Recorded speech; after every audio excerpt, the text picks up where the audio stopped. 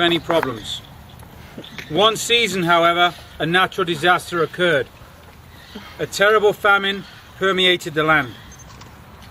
Food was scarce. People began to die. Each of the tribes searched for a solution, but none was to be found. Every last bit of food was sought by the natives to keep their own tribe alive for one more season. The situation was dire. It became a struggle for survival.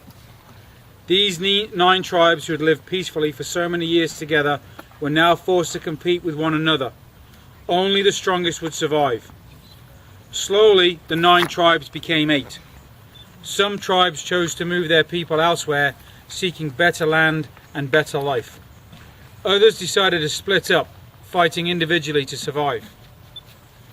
Only 2 tribes remained, the Shawnee and the Kiowa. For their love for the land was so strong and so persistent, they could not bear to give up.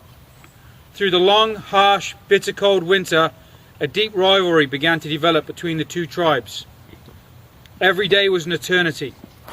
The tribes had never before witnessed such a hardship. They could only pray for the spring to arrive. Finally, the situation got so desperate, the 2 tribes knew something had to be done.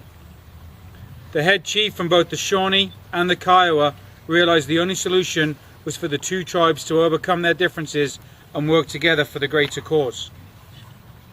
The chiefs gathered their tribes around a campfire. But the chiefs were not the only tribe members searching for a solution. One young woman was particularly concerned. Desperate to see the survival of her tribe, she ventured out into the land that she loved. As she stared into the stars, an idea came to her. Together at the campfire, the tribes searched for an answer. Hours of debating passed. Finally, a small hand rose from among the many desperate faces. The young woman stood tall.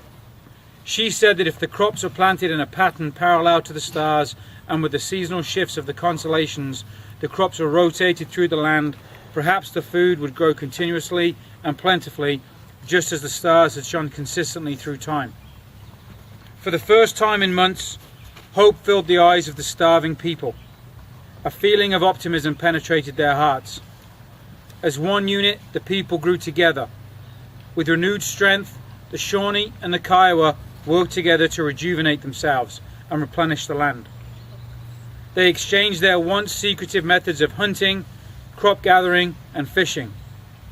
Slowly but surely the land became fertile once again, and the Shawnee and the Kiowa lived on. Today at Ramaka we commemorate the strength and will displayed by these 2 tribes. Ramaka will be divided into the Shawnee and the Kiowa.